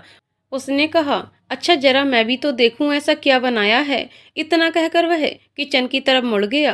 कनिका किचन में किया गया फैलारा समेटने में व्यस्त थी। अनिरुद्ध दबे पांव किचन में पहुंच गया था। उसने नजर घुमाई तो पाया कि किचन स्टैंड पर बहुत ही अच्छी तरह से सर्व किया गया नाश्ता रखा है। उसने बिना कुछ सोचे समझे उस नाश्ते में से कुछ फ्रूट्स उठाकर खा लिए। अभी उसने चीले की तरफ हाथ बढ़ाया ही था कि कनिका पलटी और जोर से चिल्लाकर बोली, छूना मत, सोचना भी मत। इतना कहते हुए कनिका ने झट से ट्रे उठाकर फ्रिज के पास रख दी और कहा, ये सब मैंने अंकल के लिए बनाया है, आपको खाना है तो मैंने एक्स्ट्रा बनाए हैं, वो सर्व कर दूंगी। उसकी सदा और अपनेपन को देखकर अनिरुद्ध कुछ कह ना सका। वह बस एकटक कनिका को देखता रह गया। कनिका ने खुद को ऐसे घूरते अनिरुद्ध को देखा। सोमा काका को आवाज लगाई। सोमा काका जल्द ही किचन में पहुंच गए। कनिका ने कहा, काका मैंने सभी के लिए चीले बनाए हैं तो अंकल को नाश्ता देने जाती हूँ, आप लोग भी सर्व करके चीले खा लीजिए। सोमा काका समझ गए कि ये इशारा अनिरुद्ध की तरफ है। उन्होंने अनिरुद्ध से पूछा जो भूखा बैठा हुआ था, काका अनी बाबा नाश्ता करेंगे? अनिरुद्ध समझ गया काका शायद उसे टोंट मारते हुए नाश्ते के लिए पूछ रहे हैं, क्योंकि पहले कई बार अनिरुद्ध ने काका के हाथों का बना हुआ नाश्ता ठुकराया था, लेकिन आज बात कुछ और थी। उसने संभलते हुए कहा, हाँ काका लगा दीजिए। काका ये शब्द सुनकर प्रफुल्लित हुए, क्योंकि ये किसी चमत्कार से कम नहीं था। जल्दी उन्होंने अनिरुद्ध के लिए नाश्ता लगाया, जिसको अनिरुद्ध बड़े चाव से खाए जा रहा था। कनिका ट्रे लेकर सीधे अंकल के रूम में गई। अंकल जो बेसब्री से कनिका के बनाए चीले का स्वाद चखने को बेकरार थे, कनिका को आते देख तुरंत उठकर बैठ गए। कनिका ने मुस्कुराते हुए उनके सामने ट्रे रखी। अंकल ने बिना कुछ कहे खाना शुरू किया। कनिका पास चेयर पर बैठी उनको देखे जा रही थी। अंकल अकेले अकेले खाए जा रहे थे, जैसे वह बहुत दिनों के भूखे हों। उनका ध्यान कनिका की तरफ गया ही नहीं, और न ही उन्होंने कनिका से एक बार भी पूछा। जब खाना आधा होने को आया तो उनका ध्यान कनिका पर गया, जो उन्हें बस देखे जा रही थी। उन्होंने कनिका से कहा, सच में बहुत ही स्वादिष्ट बनाए हैं तुमने चीले। कनिका, आपको अच्छे लगे तो बना दिया करूंगी। वैसे सच बताना अंकल, कितने दिनों के बाद आपने चीले खाए हैं? अंकल थोड़ा झिझकते हुए बोले, बस प्रीति के जाने के बाद कभी नहीं खाए, इसलिए जब तुम बना रही थी तो खुशबू सूंघ कर ही मेरे पेट में चूहे कूदने लगे थे। उनकी बात सुनकर कनिका मुस्कुराते हुए बोली, चलिए अब दवाई खा लीजिए। अंकल ने फिर ट्रे को एक तरफ रखा। कनिका ने उनके हाथों में पानी का गिलास थमाया। तभी अंकल को न जाने क्या याद आया। उन्होंने कहा, तुम्हारा नाम क्या है बेटा? कनिका ने मुस्कुराते हुए कहा, कनिका। अंकल, बहुत अच्छा नाम है। इतना कहकर वह दवाई खाने लगे। जल्द ही सारी दवाई खाकर उन्होंने गिलास कनिका को वापस कर दिया। अब कनिका से रहा नहीं गया।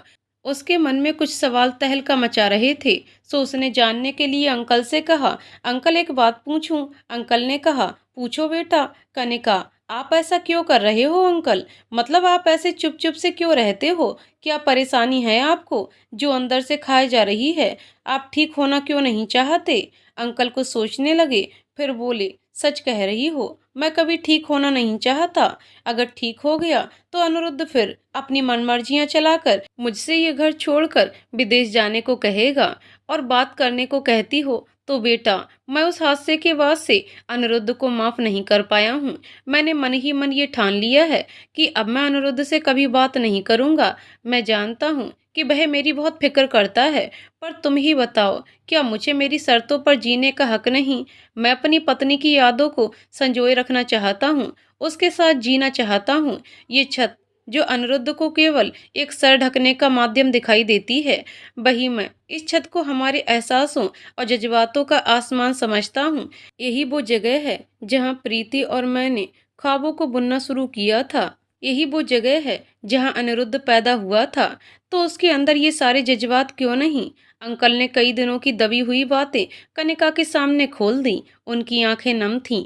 कनिका चुप होकर बस उनकी बातें सुने जा रही थी। वह क्या कहती? उसने बस इतना कहा, कोई बात नहीं अंकल, कभी कभी अपनों से भी गलती हो जाती है, जिनका उन्हें कोई एहसास नहीं होता।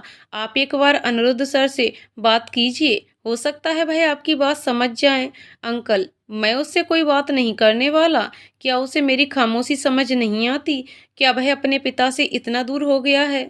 कनिका के पास इस बात का जवाब था, लेकिन उसने कुछ नहीं कहा। बस अंकल को आराम करने को कहकर वहां से ट्रे उठाकर किचन में हो ली। किचन में आकर वह खड़ी होकर कुछ सोच विचार कर रही थी। तभी सोमा काका उसके पास आए और बोले, बिटिया क्या मालिक ने खाना खाया? कनिका, हाँ काका। क्या अनिरुद्ध सर चले गए? काका, हाँ बिटिया, और वो कुछ कागज भी दे गए हैं। उन्होंने कहा शाम को वह जल्दी आ जाएंगे, तुमसे कुछ बातें करनी है। कनिका बोल उठी, मुझे भी कुछ बात करनी है। माया अपनी कार अकेले ड्राइव किए जा रही थी। वैसे तो उसके पास ड्राइवर था, पर आज वह खुद ही ड्राइव कर रही थी। उसकी वेशभूषा भी आम दिनों के एवज में आज कुछ सस्पेंसिव लग रही थी। उसकी आंखों पर बड़ा काला चश्मा लगा हुआ था। मुंह भी लगभग गहरे नीले रंग के स्कार्फ से कवर था। शॉर्ट ड्रेस की जगह एक ब्लैक कलर की जीन्स और उस पर सफेद रंग का टॉप पहन रखा था। कार ड्राइव करते हुए उसने रेलवे स्टेशन के मेन एंट्रेंस पर रोकी। फिर कार से उतरकर वह इधर उधर नजरें दौड़ाने लगी, जैसे किसी को ढूंढ रही हो। तभी उसे एक और मैसेज आया, स्टेशन के पिछले भाग के बगल में बने टर्मिनल के पास आ जाओ। मैसेज पढ़कर वह झट से कार में बैठी और उसे मोड़कर वह स्टेशन के पिछले भाग में जाने के लिए आगे बढ़ी, जहां सन्नाटा पसरा हुआ था। कोई चहल पहल नहीं, बस सुनसान सा इलाका। रास्ता भी ऊबड़ खाबड़। ऐसे रास्ते पर माया ने जहां तक हो सका कार आगे बढ़ाई और फिर एक तरफ रोक दी। कार से उतरकर पैदल अब टनल के अंदर जाने लगी, जो एक तरफ से बंद था। उसने वहां जाकर देखा, एक आदमी अपना मुंह ढके हुए खड़ा था। उसने माया को देखकर कहा, आओ मैडम, हमें पता था आप जरूर आओगी। माया, जैसा तुमने कहा था वैसा मैंने किया। अब लाओ वो सबूत मेरे हवाले करो। अजनबी नकाबपोश, आपने कहा था काम हो जाने के बाद आप मुझे पूरे पैसे दोगी, लेकिन आप मुकर गईं और मुझे पुलिस की धमकी भी देने लगीं। पर अब मेरे पास सबूत है। अब हम तो मरेंगे ही सनम, पर तुम्हें भी ले डूबेंगे। माया डर के मारे पसीने पसीने हो गई। माया फिर हाथ आगे बढ़ाकर कठोर स्वर में बोली, सबूत? अजनबी नकाबपोश बोला, मेरे पैसे। माया ने कहा, गाड़ी में रखे हैं, निकाल लो। अजनबी ने बड़ी सतर्कता से जाकर गाड़ी की डिग्गी को खोला, लेकिन उसमें कुछ नहीं था। वह खाली डिग्गी देखकर चौंक गया। उसने पलटकर माया को देखा, जो उस पर पिस्तौल ताने खड़ी हुई थी। वह बोली, सबूत दो वरना यही खेल खत्म कर दूंगी। अजनबी ने माया की चालाकी समझ ली। वह जान चुका था कि जिस औरत को वह मामूली समझकर छोड़ रहा था, वह एक नागिन निकली, वो भी जहरीली नागिन। लेकिन अब समय उसके हाथों में नहीं था। उसने बड़े ही आराम से अपने पैंट के पीछे की जेब में हाथ घुमाया। माया को लगा जैसे वह सबूत निकाल रहा है, लेकिन उस अजनबी ने कमर के पीछे छुपे एक धारदार चाकू को निकालकर बिना समय गवाए माया की तरफ फेंका। चाकू जाकर माया के हाथों पर लगा, जिससे उसने पिस्तौल तान रखी थी। चाकू लगते ही पिस्तौल हाथ से छूटकर दूर जा गिरी। इतना समय मिलते ही वह अजनबी व्यक्ति समझ गया और वहां से रफू चक्कर हो गया। माया ने 1.5 साड़ी बनकर आफत मोल ले ली। न उसे सबूत मिल पाया और न ही वह उस व्यक्ति को मार पाई। हाथ आए मौके को गंवाने के बाद माया किसी खिसियानी बिल्ली की तरह हो गई थी। उसने झुककर अपने पास की पड़ी पिस्तौल उठाई। तभी उसके पास एक और मैसेज आया। उसमें लिखा था, तुमने अपनी जिंदगी की सबसे बड़ी गलती कर दी है। मैसेज पढ़कर माया और परेशान हो गई। क्या किया जाए, कैसे इस मुश्किल से निकला जाए, यही सब सोचकर अपने दिमाग पर वजन दिए जा रही थी। अचानक उसे कुछ याद आया। अपनी भौहें टेढ़ी करते हुए वह तनिक सा मुस्कुराई और अपनी कार की तरफ चल पड़ी, जो वहीं पास में खड़ी थी। कार में बैठकर उसने सबसे पहले मोबाइल निकाला और धनंजय को कॉल किया। धनंजय ने 2 रिंग के बाद ही उसका कॉल पिक कर लिया। माया, कहाँ हो धनंजय? धनंजय, ऑफिस में हूँ मैम। माया, अच्छा चलो मैं भी आती हूँ, तब तक मेरा एक काम करो, मैं तुम्हें एक फोटो भेज रही हूँ, उस आदमी के बारे में थोड़ी डिटेल्स निकालो। धनंजय, ओके मैम, आप फोटो भेजिए। माया ने मोबाइल से एक फोटो धनंजय को व्हाट्सएप की। शायद वह जान चुकी थी कि उसको ब्लैकमेल करने वाला इंसान कौन है। फिर उसने गाड़ी घुमाई और घर की तरफ हो ली। ग्रामोफोन पर गाने बजने अचानक बंद हो गए थे। कनिका अंकल के रूम में बैठी थी। अंकल जो सोए नहीं थे, बस ऐसे ही चुप बैठे हुए थे। कनिका से रहा नहीं गया, उसने पूछा, अंकल आपको कैसे गाने पसंद हैं?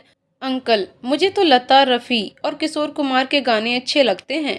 हाँ, लेकिन प्रीति को शास्त्रीय संगीत बहुत पसंद था। और तो और वह कथक की अच्छी डांसर भी थी। कनिका ने उनकी बातों में रुचि दिखाई और बोली, तो क्या वह स्टेज पर डांस करती थीं?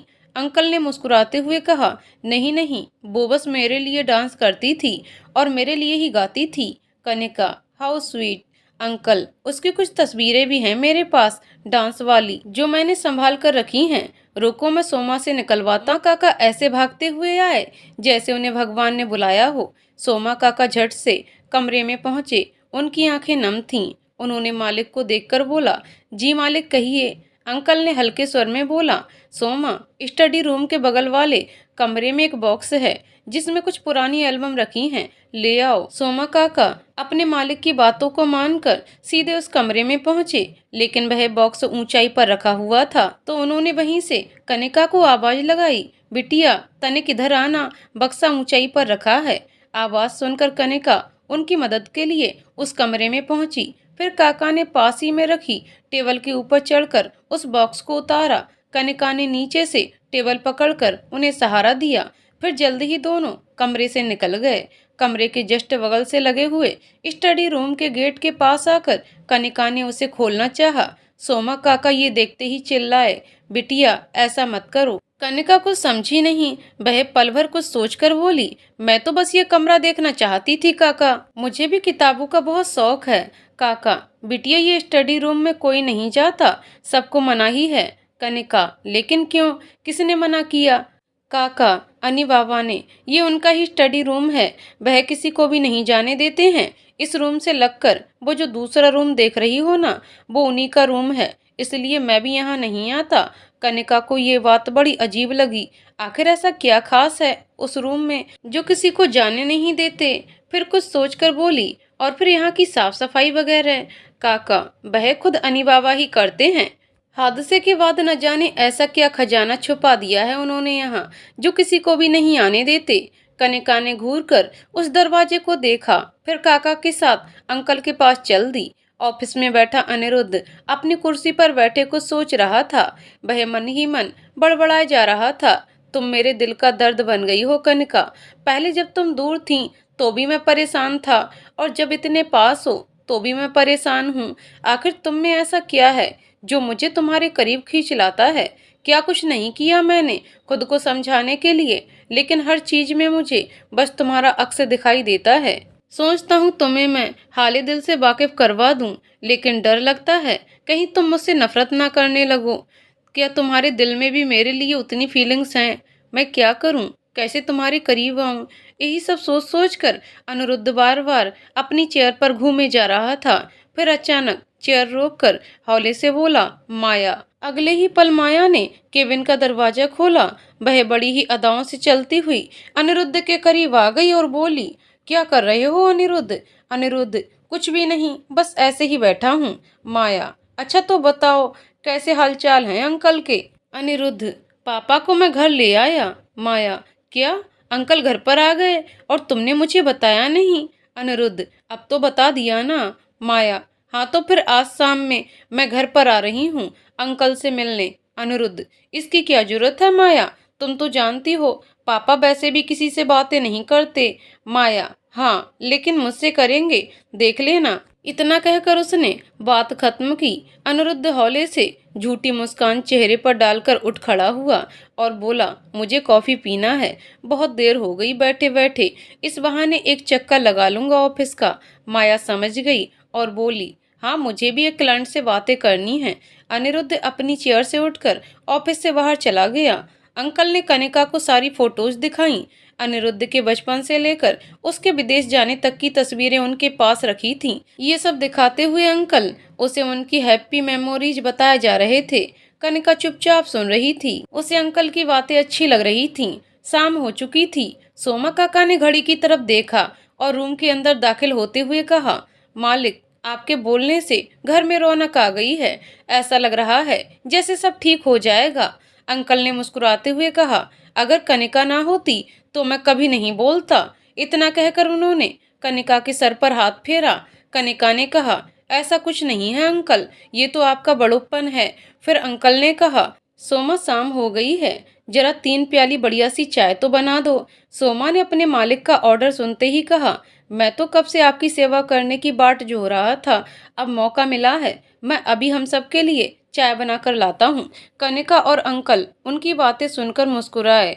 सोमा काका सीधे किचन में चाय बनाने के लिए चल दिए। इतने में कार आकर दरवाजे पर रुकी। ये कार अनिरुद्ध की थी, जिसकी आवाज सुनकर काका किचन से बाहर आए। उन्होंने देखा तो पाया कि अनिरुद्ध अकेला नहीं था। माया ने घर में दाखिल होते हुए ही कहा, कहाँ है अंकल? अनिरुद्ध ने रूखे स्वर में बोला, अपने रूम में है, मिल लो। अब इतना सुन सोमा काका वापस किचन की तरफ चल दिए। अनिरुद्ध उनके पीछे पीछे किचन में गया। काका ने बिना कुछ कहे चाय छान ली और 3 कप ट्रे में सजा लिए। अनिरुद्ध ने काका से पूछा, 3 चाय किसके लिए काका? आपको पता है ना, माया चाय नहीं पीती। सोमा काका ने अनिरुद्ध की तरफ देखकर कहा, अनी बाबा, मालिक, बिटिया और मेरे लिए। अनिरुद्ध को बड़ा आश्चर्य हुआ। उसने पूछा, पापा के लिए? काका, हाँ बेटा, मालिक बातें करने लगे हैं। जब से बिटिया के कदम इस घर में पड़े हैं, सब अच्छा हो रहा है। पर बेटा, बुरा मत मानना, हमें माया मैडम तनिक भी अच्छी नहीं लगती। काका की बातें सुनकर अनिरुद्ध हंस पड़ा। उसे खुशी थी कि पापा सबसे बोलचाल कर रहे हैं। उसने काका को जवाब दिया, काका, वो बस बिना वजह के किसी के भी गले पड़ जाती है और पापा चाहते थे कि मैं उससे शादी कर लूं। सोमा काका ने भी हंसते हुए ट्रे उठाई और रूम की तरफ बढ़ गए। माया सबसे आगे आगे भागी जा रही थी। वह जल्द ही गेट के पास पहुंचकर खड़ी होकर देखने लगी। अंकल और कनिका किसी मजाक पर बड़े जोर से हंस रहे थे। माया को ये थोड़ा भी अच्छा नहीं लगा। वह कनिका से जेलस फील कर रही थी। अंकल का इतना फ्रैंक होकर कनिका से बातें करना उसे जरा भी अच्छा नहीं लग रहा था। उन दोनों की बातों को बीच में से काटते हुए माया चिल्लाकर बोली, अंकल, कैसे हैं आप? अंकल ने नजर घुमाकर उसे देखा। उनके चेहरे के एक्सप्रेशन बदल गए थे। क्षण भर पहले वह कनिका के साथ इतना खुलकर हंस रहे थे, लेकिन माया को देखते ही उन्होंने फिर से चुप्पी साध ली। कनिका को उनका ये व्यवहार समझ नहीं आया, पर वह इतना जरूर समझ गई थी कि अंकल को शायद माया से एलर्जी है। जल्दी ही माया उनके पास आ गई और बेड पर आकर बैठ गई। फिर अपनी झूठी तसल्ली दिखाते हुए बोली, ओह अंकल, मैं बता नहीं सकती मुझे कितनी खुशी हुई जब मैंने आपको हंसते हुए देखा। मैं भगवान से रोज ये प्रार्थना करती थी और भगवान ने मेरी सुन ली। तब तक सोमा काका अनिरुद्ध के साथ कमरे में दाखिल हुए। माया को ऐसी बातें करते देख अनिरुद्ध बस हंसे जा रहा था। कनिका भी माया को घूरे जा रही थी। उसे साफ तौर पर पता चल रहा था कि ये नौटंकी कर रही है। नजदीक से उसका चेहरा देख कनिका माया को पहचान गई। ये वही माया है जिसने उसका इंटरव्यू लिया था। वह समझने की कोशिश कर रही थी कि आखिर चल क्या रहा है। माया न जाने क्या क्या बोले जा रही थी। उनकी बातों को अंकल बस चुपचाप सुन रहे थे, ना हाँ बोल रहे थे, ना हूँ बोल रहे थे, जैसे एक जड़वत सा पुतला बन गए हों। कनिका ने अंकल की ये हालत देखकर माया को बात करते हुए बीच में रोका। देखिए, अंकल को ऐसे परेशान मत कीजिए, वह अभी इतने भी अच्छे नहीं हुए जितना आप सोच रही हैं। अंकल ने आंखें मटकाते हुए कनिका को माया नाम की बला से बचाने के लिए धन्यवाद किया। अब अनिरुद्ध भी पीछे से चिल्लाया, माया, चलो हम बाहर चलते हैं। माया वहां से जाना नहीं चाह रही थी, लेकिन फिर भी वह कनिका को घूरते हुए वहां से उठ खड़ी हुई और बाहर चली गई। सोमा काका जो चाय लेकर खड़े थे, उन्होंने चाय पास के टेबल पर रखी। फिर मालिक को कप पकड़ाया। अंकल ने चाय की चुस्की लेकर फिर से पुराने रंग में आकर कहा, आ हा हा हा, सोमा, चाय का तो मजा ही कुछ और है। क्यों बेटा, मैंने सही कहा ना? कनिका ने चाय पीते हुए कहा। अंकल, वो लड़की कौन थी? अंकल जवाब दे पाते तब तक सोमा काका ने मजाक उड़ाते हुए कहा, हमारे अनी बाबा की दुल्हनिया माया। अंकल ने ये बात सुनते ही बोला, अरे अरे सोमा, मुझे मारना चाहता है क्या? मैंने कभी उसे अपनी बहू स्वीकार नहीं किया। वह ही गले पड़ जाती है। अगर वह मेरी बहू बन गई तो मैं पहले ही स्वर्गवासी हो जाऊंगा। तीनों इस बात पर हंस पड़े। माया कुछ देर लिविंग रूम में बैठकर अनिरुद्ध से बातें करती रही। फिर उसने अपने ड्राइवर को कॉल करके बुलाया और घर चली गई। अनिरुद्ध अब उठकर अपने रूम में जाने को बढ़ा, लेकिन उसके कदम वापस उसे अपने पापा के रूम की तरफ ले गए। वहां दरवाजे के नजदीक जाकर वह कन्फर्म करना चाहता था कि क्या सोमा काका ने उसे सच बताया है। सो वह दरवाजे की आड़ में छुपकर अंदर का नजारा देखने लगा, जिसे देखकर वह मुस्कुराए बिना नहीं रह सका। पापा हंस हंस कर बातें कर रहे थे। कनिका और सोमा काका के साथ वह उसके पुराने पापा बन गए थे। इतना देखकर अनिरुद्ध की आंखें नम हो गईं। अब वह वापस अपने कमरे की तरफ बढ़ चला, क्योंकि वह बहुत थका हुआ महसूस कर रहा था। उसे शावर लेने की जरूरत थी। अब अंकल ने कहा, सोमा, आज तो आलू के पराठे हो जाएं। कनिका ने ये बात सुनी तो बोल उठी, नहीं अंकल, सुबह इतना ऑयली फूड हो गया है, अब शाम को ओनली सिंपल खाना। सोमा काका, आप दाल चावल सब्जी रोटी बना दीजिए बस। काका ने मुस्कुराते हुए कहा, जैसा तुम कहो बिटिया। तभी अंकल बोले, पर एक शर्त पर, कि सब्जी तुम बनाओगी बेटा। कनिका ने हंसकर कहा, ठीक है सोमा काका, सब्जी की जिम्मेदारी मेरी। इतना कहकर अब कनिका सोमा काका के साथ किचन की तरफ मुड़ गई। किचन में जाते ही काका ने उसके हाथों में एक लिफाफा पकड़ाया, जिसमें एग्रीमेंट था। कनिका ने जल्दी से वह लिफाफा खोलकर पढ़ा और बोली, काका, अनिरुद्ध सर कहाँ हैं? काका, हाँ बिटिया, ऐसे क्यों पूछ रही हो? अब इसे तुम अपना घर समझो। कनिका मुस्कुराई और किचन से सीधे अनिरुद्ध के कमरे की तरफ बढ़ चली। जल्दी ही वह दरवाजे पर खड़ी थी। उसने 2-4 बार नॉक किया, पर कोई उत्तर नहीं आया। उसने गेट को हल्के से धक्का दिया तो वह खुल गया। अंदर कदम रखते हुए उसने कमरे की सजावट पर गौर किया, जो बड़ा ही आलीशान लग रहा था। अंदर आकर उसने आवाज दी, अनिरुद्ध सर, कोई है? अनिरुद्ध सर, लेकिन कोई जवाब नहीं मिला।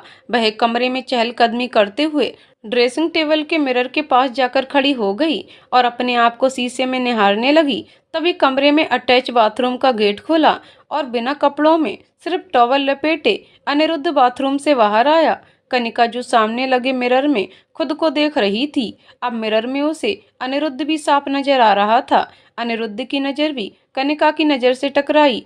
कनिका आंखें मीचते हुए पलटी और बोली, I am sorry Aniruddh sir, मैं ये एग्रीमेंट दिखाने आई थी। अनिरुद्ध मुंह उठाकर हंस पड़ा और बोला, कनिका, इट्स ओके, तुम एक्सप्लेनेशन क्यों दे रही हो? लेकिन कनिका ने अपना सर नहीं उठाया, बस आंखें बंद किए हुए वहां जड़वत सी खड़ी हो गई। अनिरुद्ध चाहता कि कनिका उसे आंखें खोलकर देखे, पर वह उसके इनोसेंस पर हंसे जा रहा था। अब वह बोला, मैं कोई एलियन नहीं हूँ कनिका, जो मुझसे इतना डर रही हो। अनिरुद्ध की बात सुनकर कनिका ने आंखें खोली और अपना सर उठाकर अनिरुद्ध को देखा। अब वह उसके डोले सोले देख पा रही थी। फिर न जाने क्यों शर्माकर वहां से भाग खड़ी हुई। अनिरुद्ध बस हंसता रह गया। कनिका भागते हुए रूम से निकलकर सीधे सोमा काका के पास पहुंची। उसकी सांसें तेज चल रही थीं, चेहरा शर्म से लाल हो चुका था। उसके दिल पर जैसे उस क्षण ने छाप छोड़ दी थी। बार बार वही स्मृति याद आने की वजह से उसके गालों का रंग सुर्ख लाल हो चुका था। सोमा काका, जो खाना बनाने में व्यस्त थे, उन्होंने बिना कनिका को देखकर कहा, तो चलो बिटिया, अब आप सब्जी बना दो, बाकी खाना तो हमने बना दिया। इतना कहकर काका मुंह उठाकर कनिका की ओर देख मुस्कुराए, लेकिन उनकी बातों को कनिका ने अनसुना कर दिया। वह तो उसके भीतर चलने वाले द्वंद से जूझ रही थी। उसकी हालत देखकर काका को बड़ा ही अजीब लगा। उन्होंने इस बार थोड़ा ऊंचा स्वर में बोला, बिटिया, ओ बिटिया। आवाज सुनकर कनिका वापस उस ख्यालों से निकलकर वास्तविकता में आई और चौंक कर बोली, हाँ काका बोलिए, कुछ कह रहे थे आप? काका को समझ आ गया कि कनिका ने उसकी बातें सुनी ही नहीं, सो फिर चिंतित स्वर में बोले, बिटिया क्या हुआ? तुम्हारी सेहत तो ठीक है ना? कोई परेशानी है क्या? कनिका ने खुद को संभालते हुए कहा, नहीं काका, कोई परेशानी नहीं है। आपने सारा खाना बना लिया क्या? तो हटिए, मैं सब्जी बना लेती हूँ। काका ने मुस्कुराते हुए कहा, मैं वही बात कर रहा था। तो आ जाओ, मैंने सारी तैयारियां पहले ही कर दी हैं। पूरा खाना बन जाने के बाद कनिका और सोमा काका ने मिलकर खाना डाइनिंग टेबल पर सजाया। फिर कनिका अंकल को रूम से लेकर आई और सामने चेयर पर बैठाया। अंकल बड़े ही खुश थे। उन्होंने कनिका से कहा, आज बड़े दिनों के बाद ऐसे खाना खा रहा हूँ। आओ कनिका, तुम भी हमारे साथ खाना खाओ। कनिका ने कहा, नहीं अंकल, मैं घर जाकर खा लूंगी। आप खाइए, आपको दवाई भी खिलानी है। अंकल ने मुंह बनाते हुए कहा, अगर ऐसा है तो फिर मैं भी नहीं खाऊंगा। सोमा काका अपने मालिक के ऐसे बर्ताव से हंसकर बोले, खा लो बिटिया, मेरे मालिक बहुत ज्यादा जिद्दी हैं, तुम जीत नहीं पाओगी। कनिका ने घड़ी की तरफ समय देखा, जो 8 बजा रही थी। कनिका के घर जाने का समय हो चुका था, लेकिन अंकल आज उससे जिद कर रहे थे। इस वजह से उसे उनके साथ खाने की टेबल पर बैठना पड़ा। कनिका बड़ा ही संकोच करते हुए अंकल की बात मानकर उनके साथ खाना खाने को तैयार हुई। सोमा काका ने दोनों को खाना परोसा और बोले, मैं अनी बाबा को बुलाकर लेकर आता हूँ। अनिरुद्ध का नाम सुनते ही कनिका का चेहरा फिर से शर्म से लाल हो गया, लेकिन जल्द ही उसने खुद पर कंट्रोल किया और खाने पर कंसंट्रेट करने लगी। अनिरुद्ध सोमा काका के साथ डाइनिंग टेबल तक आ गया। चेयर खिसकाकर वह बिल्कुल कनिका के सामने आकर बैठ गया। अब वह एक दूसरे को देख पा रहे थे। कनिका जहां पहले संकोचवश खाना खा रही थी, वहीं अनिरुद्ध के सामने बैठने की वजह से और ज्यादा शर्माने लगी। लेकिन उसे अंकल के बिहेवियर में एक बदलाव सा साफ दिखाई दे रहा था। अंकल अब चुपचाप बिना कुछ बोले खाना खाए जा रहे थे। कनिका समझ गई कि वह शायद अनिरुद्ध की मौजूदगी की वजह से ऐसा कर रहे हैं। सब चुपचाप खाना खा रहे थे। तभी कनिका का मोबाइल बज उठा। उसने अपना खाना रोककर कॉल रिसीव किया। कॉल पापा का था, जो कह रहे थे, हेलो कनिका बेटा, कहाँ हो तुम। कनिका क्या बताती, उसने पापा से ये सारी बातें छिपाई थीं, सो उसने सबके सामने झूठ बोल दिया। पापा मैं ऑफिस में हूँ, बोलिए कोई काम था क्या। पापा, दीप को हॉस्पिटल से डिस्चार्ज कर दिया गया है, हम लगभग 30 मिनट में घर पहुंच जाएंगे, तुम भी आ जाओ। कनिका ने इतना सुनकर अपने माथे पर थपकी दी। वह कैसे भूल गई कि आज दीप घर आने वाला था। उसने पापा से जल्दी आने का कहकर फोन रखा, फिर सिर्फ एक चपाती खाई और बोली, मुझे घर जाना होगा। मेरा भाई दीप आज हॉस्पिटल से डिस्चार्ज होकर घर आ रहा है। अंकल प्लीज मुझे माफ कीजिएगा, पर मैं किसी और दिन आपके साथ पेट भरकर खाना खाऊंगी। उसकी बातें सुनकर अंकल मुस्कुराए और कहने लगे, कोई बात नहीं बेटा, तुम जाओ, सोमा मुझे दवाई खिला देगा, तुम परेशान ना होना। पर तुम जाओगी कैसे। अरे नहीं नहीं अनिरुद्ध सर, मैं चली जाऊंगी, यहाँ पास ही ऑटो स्टैंड से कोई ऑटो मिल जाएगा। अनिरुद्ध, ऐसे कैसे चली जाओगी, अभी इतनी रात हो गई है और कैसा माहौल हो क्या पता। क्यों सोमा काका, सही कहा ना मैंने। सोमा काका ने कहा, हाँ हाँ बिटिया, सच कह रहे हैं अनी बाबा, तुम हमारी जिम्मेदारी हो, अनी बाबा छोड़ देंगे तुम्हें।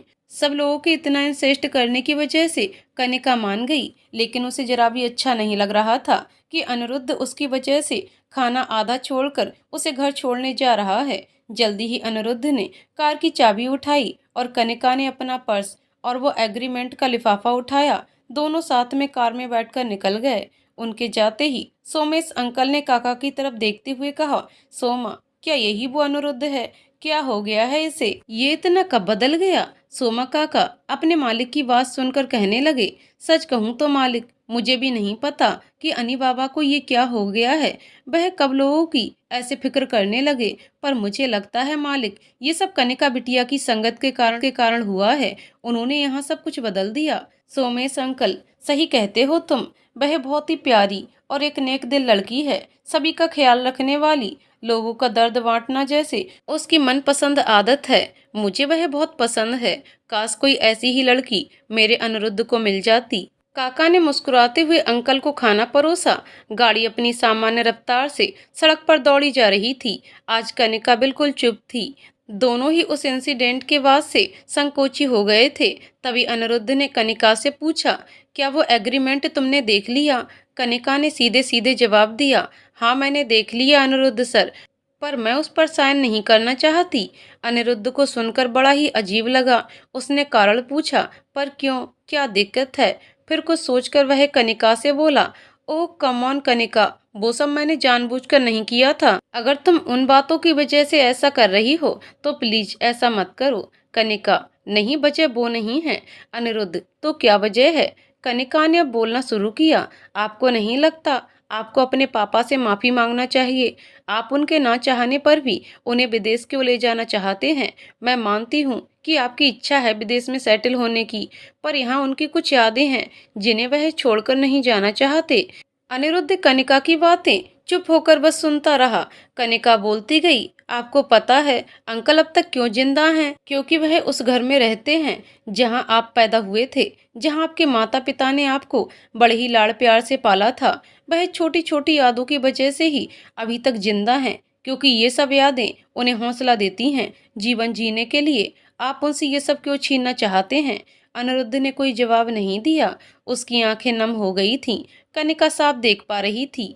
वह बोली, आई एम सॉरी, पर मेरा इरादा आपको हर्ट करने का नहीं था। मैं तो बस इतना चाहती हूँ कि आप अपने पापा को समझिए, उनका सहारा बनिए, उनकी भावनाओं की कद्र कीजिए।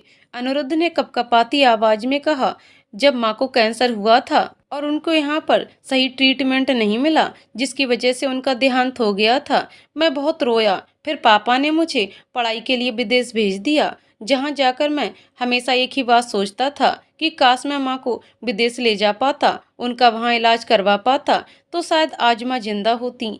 पहले मैं इस बात से ही दुखी होकर पापा को विदेश शिफ्ट होने को कहता था, लेकिन उस हादसे के बाद मेरा नजरिया बदल गया, मुझे वजह मिल गई। कनिका उसकी बात गौर से सुन रही थी। वह बोली, तो क्या है वो वजह?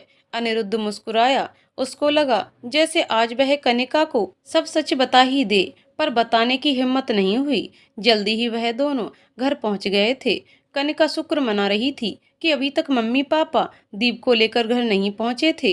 कनिका ने कार का दरवाजा खोला और बाहर आई। तब तक अनिरुद्ध भी गाड़ी का दरवाजा खोलकर बाहर उसके नजदीक चला आया। कनिका ने कहा, देखिए अनिरुद्ध सर, जो हो गया उसे हम बदल नहीं सकते, पर उसके लिए हम अपने आज को बर्बाद कर दें, ये सही नहीं है। मैं तभी इस एग्रीमेंट पर साइन करूंगी जब तक आप अंकल से माफी नहीं मांग लेते। अनिरुद्ध ने कहा, आज तक मेरे सामने किसी ने ऐसी शर्त नहीं रखी। मैं बहुत खुश हूँ कि तुमने मुझे सही दिशा दिखाई और मेरे पापा को इतना अच्छा ख्याल रखा।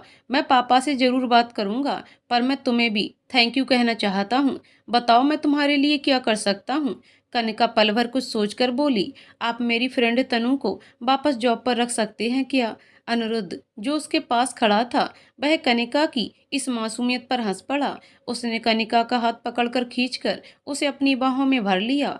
कनिका बहुत हैरान सी हो गई। उसे गले लगाकर अनिरुद्ध बोलता चला गया, वो तो मैं कर ही दूंगा, पर मैं तुम्हारे लिए कुछ करना चाहता हूँ। कनिका ने कुछ नहीं कहा। वह शर्म से लाल हुई जा रही थी। उसे समझ नहीं आ रहा था कि अनिरुद्ध ऐसे कैसे उसे गले लगा सकता है, उसे स्पर्श कर सकता है। अपने आसपास के वातावरण को समझकर कनिका ने जोर लगाकर अनिरुद्ध को खुद से दूर किया और तुनक कर कहा, अनिरुद्ध सर, ये सब ठीक नहीं है। माना आपके ख्याल विदेशी सभ्यताओं से मिलते जुलते हैं, पर इसका मतलब ये नहीं कि आप मुझे ऐसे स्पर्श कर सकें। मुझे ये अच्छा नहीं लगा। अनिरुद्ध को अपनी गलती का एहसास हुआ। वह कनिका को सॉरी बोलने के लिए आगे बढ़ा ही था कि सामने खड़े कनिका के पापा देवराज ने उन दोनों को ऐसी हालत में देख लिया। वह बस इतना ही बोल पाए, कनिका, क्या हो रहा है ये सब? आगे की कहानी अगले वीडियो में। तो दोस्तों, आपको कहानी कैसी लगी कमेंट करके जरूर बताइएगा। कहानी पसंद आई हो तो वीडियो को लाइक शेयर करें और चैनल को सब्सक्राइब करें। कहानी को पूरा सुनने के लिए बहुत बहुत धन्यवाद दोस्तों।